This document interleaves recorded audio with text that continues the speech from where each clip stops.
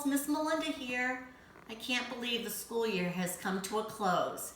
But the next time I see you, maybe it will be at the park or at the ice cream store or maybe even at the beach, one of my favorite places to go. So today I thought it would be fun to do an art project about the beach and shells. I love to collect seashells, and I bet a lot of you do too. And I have some collection of seashells from some of the different Hawaiian islands I've been to. Some of these have been gifts that were given to me.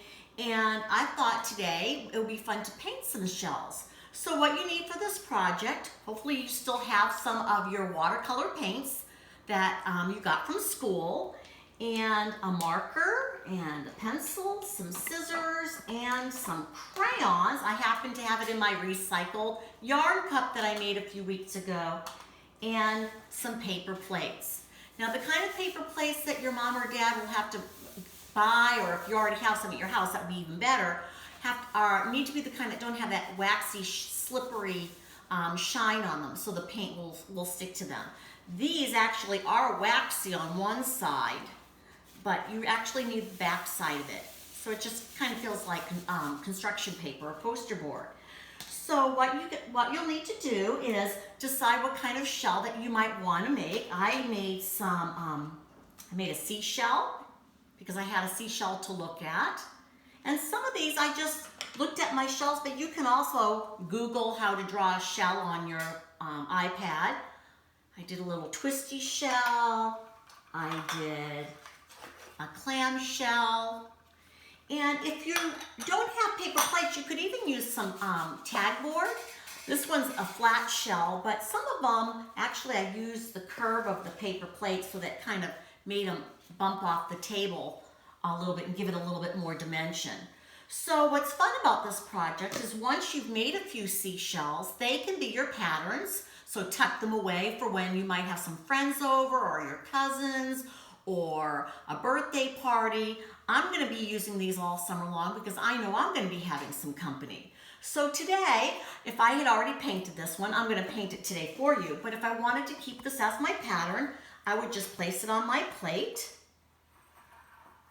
And then I can trace it with a pencil. So that's something with the grown-up, after they have a pattern, you could help do is trace it. Or you might need some help on this. I have my shell shape on there. I like to add a little bit of Sharpie as a border. You do not need to do that at all, but that's a decision that you can make, and it doesn't even have to be black. It could be any color that you want, and you can trace it, and it doesn't have to be perfect. And again, you don't even have to use the Sharpie if you don't want. You could just go ahead and have mom or a big sister or brother or dad help you cut it out. So I have my shape on there, and I could, maybe do the bottom of the clam shell. And I did some wavy lines on this one. You could do some straight lines on this one. Well, maybe I'll put some straight lines on this one. You can decide whatever you like. So once you have a few shells made, then you'll have patterns for the whole summer. So what I'm going to do now, this is where you'll need your crayons if you'd like to add some crayon resist to it, as I did on this little shell. These two, my little twisty snail shell and my starfish, I just painted. So there's no crayon on these two at all. But this one I added some spots with crayon, and we know that paint does not like to stick to those waxy crayon spots. So I'm gonna add some crayon again. Maybe I'll add some pink so you can see it while I'm painting. I can add some dots, or that could be lines. It can be anything that you want. Maybe on the next row, I might make a nice squiggly line. And I'll maybe do another row with some, it can even be whatever invention you want. I could even put a diamond shape, whatever shape you want, because this is art, and art can look any way that is pleasing to your eye.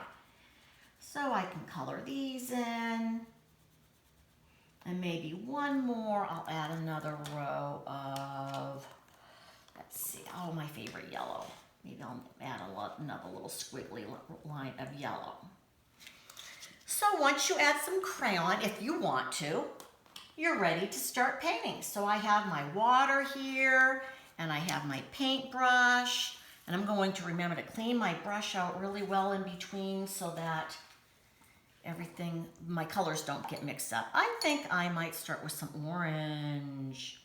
And this is always the fun part. Oh, when you see it kind of roll off the wax. I need a little bit more, because it does not like to stick to the wax, and that's why you don't want to use a waxy paper plate, because the watercolors will just roll right off of it. And let me see, what do I want to do next? I might do some purple. It's just so relaxing. I did the other shells earlier today, and it really was so much fun. It's such a great activity to do outside if you have some friends over, and all you need are some paper plates and some watercolors. And I got these watercolors today right at Publix. They had some, and they had paper plates there, so you would be all set. Okay, there's my next row. Or what would I like to do next? I think I'm going to do blue. It's so fun to feel it. You can feel your paint just sliding right over that wax.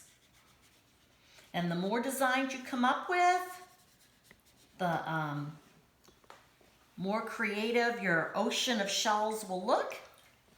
I think I'm going to add some red. And I bet if you did this with some friends or your cousins or mom or dad or your family, you could have a really great time together. I think I'll add some green. There. And maybe I'm going to add some brown at the bottom of my shell. There we go. Ooh, this is a lot of fun. Last bit.